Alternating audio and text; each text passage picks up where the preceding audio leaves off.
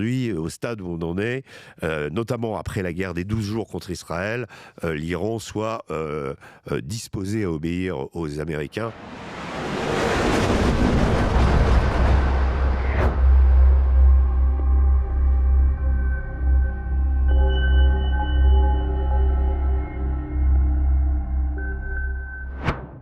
Bonjour Régis. Bonjour Aïcha. Régis, Donald Trump durcit le ton vis-à-vis de l'Iran. Il impose un droit de douane de 25% contre les pays coopérant avec l'Iran. Typique de Donald Trump, la carotte et le bâton.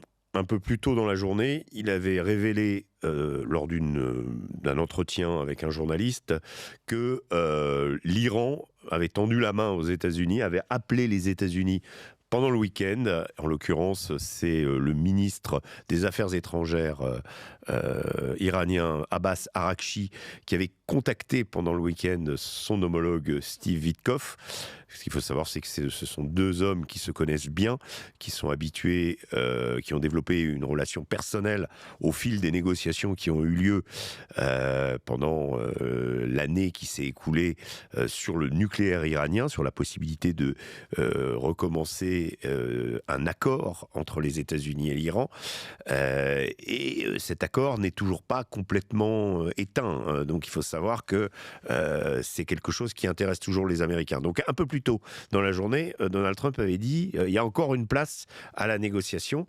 Et pendant que cette négociation, où évidemment les Américains vont demander aux Iraniens de donner, par exemple, les quelques 400 kilos d'uranium enrichi qu'ils possèdent encore, un contrôle sur leurs installations, etc. On peut imaginer qu'il va y avoir des demandes très fortes et très dures de la part des Américains pour qu'il n'y ait pas de conflit, en fait, parce que Donald Trump étudie la possibilité de frapper l'Iran. Eh bien, dans le même temps, il dit la négociation est ouverte et il veut à nouveau, parce qu'il croit fermement à ça, au pouvoir de l'asphyxie économique. Du coup, il décide de façon impulsive, allez, on place 25%, sa pratique tarifaire classique. Sauf que, il y a quand même un petit problème. Alors le petit problème, il est que, effectivement, pour l'Europe, qui a encore quelques attaches, on va dire, avec l'Iran, sur certains domaines vraiment, vraiment petits et ça sera difficile de continuer. Voilà, l'Europe ou d'autres pays, certains pays obéiront à Donald Trump. En revanche, des pays comme le Brésil, la Chine ou la Russie, autant vous dire que, d'abord pour l'Iran, qui est sous sanction depuis 1979, qui connaît toutes les façons possibles et imaginables de contourner ces sanctions, ça n'aura pas beaucoup d'impact, ce que nous dit Donald Trump, mais surtout, c'est vis-à-vis de la Chine. On imagine mal aujourd'hui Donald Trump, subitement, déclarer plus 25% de droits de douane contre la Chine, alors qu'il a perdu les deux rounds précédents, c'est-à-dire qu'il a tenté d'imposer des droits de douane exorbitants aux produits chinois. C'était même allé jusqu'à plus 115%, je crois, même au-delà. Et il s'est rendu compte, Donald Trump, que en allant négocier avec son homologue Xi Jinping, que c'était pas possible. Pourquoi c'est pas possible ? Tout simplement parce que les économies chinoises et américaines sont très liées l'une à l'autre et que frapper de droits de douane aussi énormes les produits chinois, eh bien, c'était handicaper les produits américains également, sans compter les mesures de rétorsion. Donc quand Donald Trump dit ça, et même pour le Brésil également, ça va de soi aussi. La question, c'est comment les pays du Golfe qui commercent avec l'Iran vont réagir. Mais si vous voulez, c'est plus une opération de je suis le plus fort, je vais obtenir par tous les moyens la chute du gouvernement iranien, je m'appelle Donald Trump, ou alors j'obtiens un gouvernement qui reste tel quel, mais qui m'obéit. Ça, c'est la version Venezuela. On l'a vu, on enlève Nicolas Maduro, on met à la place Delcy Rodriguez, c'est-à-dire une fidèle de Maduro, encore plus charismatique que Maduro, qui conserve toutes les structures chavistes existantes, y compris les milices, y compris l'armée en l'état, c'est-à-dire tout le système chaviste dont se plaignait le même Donald Trump et dont se plaignent beaucoup d'Américains depuis, en disant c'est un pays socialiste, une dictature, etc. Tout ça reste sur place à partir du moment où Delcy Rodriguez montrera qu'elle obéit aux États-Unis, notamment sur le pétrole. L'Iran, on peut imaginer que les relations puissent subitement se réchauffer, à condition que l'Iran obéisse aux Américains. Voilà. Alors, c'est pas du tout garanti qu'aujourd'hui, au stade où on en est, notamment après la guerre des 12 jours contre Israël, l'Iran soit disposé à obéir aux Américains. En tout cas, tout ça, c'est du cirque Donald Trump. C'est des menaces qui, parfois, le lendemain sont oubliées. On va voir où les choses vont aller. Régis, selon certains observateurs américains, une intervention militaire américaine est envisagée. Qu'en pensez-vous ? Alors oui, c'est toujours la menace des frappes aériennes, sauf qu'on sait que les frappes aériennes dans n'importe quel pays, qu'elles furent lancées en Irak, en Afghanistan, sur le Cambodge à une époque, sur le Vietnam à une époque, je précise au passage que ces fameuses frappes américaines, d'où l'expression d'ailleurs carpet bombing, c'est-à-dire le tapis de bombe, c'est un terme purement américain, n'ont jamais résolu quoi que ce soit. Et pour ce qui est du Cambodge, petit pays oublié, le Cambodge a reçu plus de bombes pendant la période des années 70 de la part des Américains que l'Allemagne nazie pendant la Seconde Guerre mondiale. Donc, pour vous imaginer la capacité que les Américains ont de pouvoir vouloir détruire, et je ne vous parle pas de l'agent orange, du napalm, avec les conséquences que l'usage de ce type de bombe peut occasionner, notamment dans la population. Donc, là, encore une fois, on croit que l'écrasement peut fonctionner. C'est toujours cette sacro-sainte croyance américaine que si on n'y arrive pas, on va écraser, on va frapper durement et on arrivera à nos fins. Bon, la guerre des 12 jours entre Israël et l'Iran a aidé Israël, in fine pour tenter de détruire les centres de recherche sur le nucléaire iranien, de Fordo, Ispahan, Natanz, grâce aux B-2 américains et leurs fameuses bombes GBU 357, si je me souviens bien. Eh bien, ces bombes-là n'ont pas complètement anéanti, contrairement à ce qu'avait raconté Donald Trump d'ailleurs à l'époque. D'ailleurs, le même Donald Trump dit qu'aujourd'hui, il faut frapper le potentiel nucléaire. Donc, il n'a certainement pas été anéanti. Mais pour revenir à cette guerre de 12 jours, elle a abîmé l'Iran, elle a posé énormément de problèmes. Le pays a eu du mal à s'en relever. Et actuellement, une partie de la crise économique qu'il subit est liée aussi à cette guerre dont il est sorti il y a 6 mois. Après, sur cette guerre, il a appris beaucoup de choses. Son potentiel militaire a été en partie refait. Les missiles balistiques, l'Iran a continué à en produire. Bref, voilà, l'Iran est toujours là. Mais évidemment, c'est jamais agréable de recevoir des bombes et il y a toujours des dommages collatéraux. On sait que c'est illusoire d'imaginer des frappes propres. Donc voilà. Donc ces frappes, oui, occasionneront quoi ? Elles risquent au contraire, à mon avis, de faire réfléchir à 2 fois les Iraniens qui détestent rien moins que se voir imposer de l'extérieur ce qu'ils doivent faire. Mais justement, Régis, compte tenu de l'histoire iranienne, on pense notamment au coup d'État contre Mossadegh par les Américains et la CIA, une intervention militaire étrangère aurait-elle finalement un effet contraire, à savoir un renforcement du régime? Oui, c'est ce qui s'est passé très souvent, y compris avec des séries de protestations qui ont souvent été habilement instrumentalisées par le pouvoir en disant c'est l'étranger qui nous attaque, ce sont des espions israéliens qui sont dans les manifestations, qui fomentent, on va dire, activent les minorités en particulier, les mouvements sécessionnistes, le Balouchistan, les royalistes, les gardiens de les moudjahidines du peuple. Bref, il y a une myriade de groupes dans l'opposition iranienne, et le gouvernement dit toujours, regardez, en fait, en réalité, ce ne sont pas des vrais opposants, c'est l'étranger qui veut nous imposer. Et souvent, parfois, ça fonctionne. En raison, vous avez raison de rappeler le coup d'État contre le fameux Mossi, celui qu'on appelait Mossadegh, le général Mossadegh, qui lui avait été élu par le peuple, et donc qui avait simplement eu le malheur de vouloir nationaliser le pétrole iranien. D'ailleurs, à l'époque, ce qui est intéressant, c'est que la reprise en main du pétrole avait donné lieu à la création de BP, British Petroleum, des cendres finalement du pétrole iranien. On avait créé un pétrole britannique, voilà.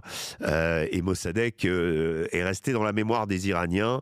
Donc la remise sur le trône du Shah avait aussi provoqué ces mécontentements populaires. Ensuite, après, il y a eu la fameuse police politique du Shah, la SADC, la SAVAK, pardon, qui avait, on va dire, laissé des très très mauvais souvenirs. Et tout ça a conduit à la révolution de 1979. Et donc aujourd'hui, le pouvoir en place garde évidemment et répète, on dira ad nauseam, ce passé, ce lourd passif pour se maintenir en place. Régis, vous parliez du Shah. Pourquoi parle-t-on tant de Reza Pahlavi? Alors, c'est intéressant. Pourquoi quelqu'un qui vit dans une banlieue d'une ville américaine installée depuis toujours là-bas, qui connaît très peu son pays finalement dans sa forme actuelle, puisque il est parti, il était très jeune. Pourquoi une personne comme ça? Parce que il y a la dynastie des Pahlavi, que le père, même si a ses partisans en Iran, il y a des royalistes, il y a un mouvement royaliste, mais surtout parce que l'opposition, c'est le vide d'incarnation. Et cette mise en lumière de Reza Pahlavi, nonobstant le fait qu'il est soutenu par les Américains et par Israël, ce qui aide aussi à le placer en termes de communication.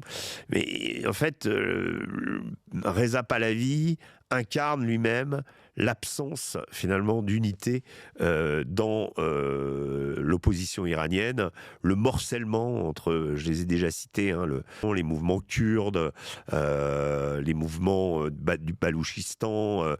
Il y a toute une myriade d'opposants au gouvernement actuel, des réformateurs aussi qui proposent une transition plus modérée, mais ils sont pas tous, loin de là, en faveur de Reza Pahlavi.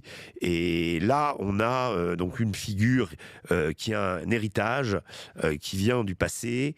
C'est le dernier rejeton de la dynastie. Et donc, du coup, c'est lui qui prend la lumière. En termes de réalité sur le terrain, on est loin du compte, et on peut se demander comment on pourrait aujourd'hui, si ce serait possible physiquement, de le ramener sur le trône en Iran. Il a promis de fonder une monarchie constitutionnelle, intégratrice, bref, d'être un souverain moderne, mais ça ne suffit pas. Il faut aussi avoir sur place suffisamment de partisans, ce qui est loin d'être le cas. Régis, quid des capacités de défense balistique de l'Iran en cas d'intervention étrangère? Alors là, c'est intéressant parce que c'est un des domaines où, pour le coup, l'Iran a toujours tout misé sur le balistique, au détriment de son aviation ou même au détriment de son armée. L'armée iranienne, c'est une armée croupion qu'on active de temps en temps, mais qui est surtout dans l'ombre des gardiens de la Révolution, qui eux ont leur véritable, on va dire sont l'élite militaire du régime se trouve chez les gardiens de la Révolution et non pas dans l'armée classique. Cela dit, il y a eu quelques changements depuis quelques temps, mais le missile balistique est l'arme autour duquel l'Iran a développé sa défense depuis 2003, date des premiers tests de missiles balistiques. À l'époque, c'était un missile Tapedong, qui est un missile nord-coréen, jumelé avec un S-5 de l'époque soviétique. Ça donnait le premier missile balistique iranien. Et depuis, les Iraniens ont investi massivement. Ils ont non seulement créé toute une gamme de missiles différents, mais ils ont surtout créé ce qu'on appelle des villes missiles. Alors les villes missiles, ce sont des villes souterraines, des grandes infrastructures nichées au creux des montagnes, extrêmement difficiles à localiser.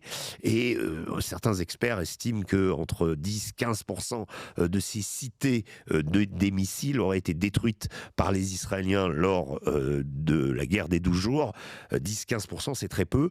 Et depuis, les Iraniens ont mis les cadences doubles pour continuer à produire, à refabriquer, à recomposer leur stock de missiles. En plus, on ne sait pas exactement combien ils en ont. On sait qu'ils en ont énormément, et on sait aujourd'hui, on en est parfaitement conscient, que en termes d'impact sur les villes israéliennes, ça avait été assez catastrophique. Ces missiles avaient pu percer les diverses couches du dôme qui protège Israël. Certains centres-villes, notamment à Haïfa, Tel Aviv, et également sur les bases aériennes israéliennes, avaient été touchés. Donc le programme balistique iranien est à prendre très très au sérieux. Et aujourd'hui, on a deux adversaires qui se sont jaugés, qui ont appris l'un de l'autre, Israël, donc les États-Unis et l'Iran.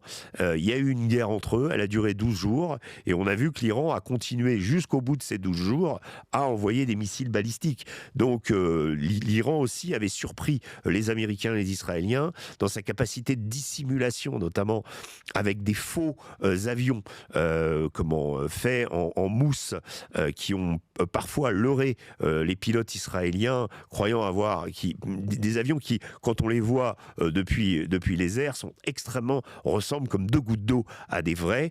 Et les Israéliens, plusieurs fois, se sont fait avoir, on va dire, gaspiller leurs missiles, parce que vous savez, quand Israël se projette sur l'Iran, ces avions, les F-16 israéliens, les F-35, accomplissent 2500 km avant d'atteindre leur cible. Donc, si vous voulez, il y a un moment, ils peuvent se faire ravitailler, il y a plusieurs ravitaillements, mais il y a un moment, ils n'ont plus de munitions, ils sont obligés de repartir. Et les Iraniens avaient été très forts la dernière fois pour mettre des leurres un petit peu partout, de façon à forcer les Israéliens à gaspiller leurs missiles, donc à se retirer. Et à ce moment-là, la riposte arrivait, en général en début de soirée, avec les missiles balistiques lancés vers les villes israéliennes. Donc on a vu ça la dernière fois, et Donald Trump lui-même avait admis que les deux adversaires avaient subi des dégâts, et que l'Iran avait été très affecté, mais qu'aussi Israël avait été affecté. C'était une des raisons invoquées pour l'arrêt des combats qui avait eu lieu donc au bout de 12 jours de cette guerre qu'on a appelée la guerre des 12 jours. Voilà. Régis, les puissances régionales proches de l'Iran plaident-elles pour un changement de régime ? Alors évidemment, l'Iran est un adversaire de l'Arabie Saoudite, même si des liens ont été rétablis. Ce ne sont plus des ennemis comme ça a pu l'être il y a quelques années, avec des menaces régulières, etc. Il y a eu des visites de ministres de part et d'autre. C'était l'Arabie Saoudite, effectivement, qui était quand même le plus grand adversaire de l'Iran dans la région. La Turquie est plutôt alliée de l'Iran. C'est-à-dire qu'on est dans un contexte où la région a quand même été singulièrement déstabilisée, notamment par la guerre entre Israël et le Hezbollah, celle donc entre Israël et l'Iran, l'affaire de Gaza, tout ça montre que la plupart des pays de cette région, et en particulier des pays du Golfe, recherchent plutôt une forme de stabilité que viendrait perturber encore, et peut-être avec des conséquences inattendues, un changement de régime en Iran, voire un chaos qui pourrait s'installer. J'expliquais encore que les oppositions en Iran sont parfois adversaires l'une de l'autre, et donc il y a des risques de guerre civile, comme il y a eu en Irak après l'intervention américaine.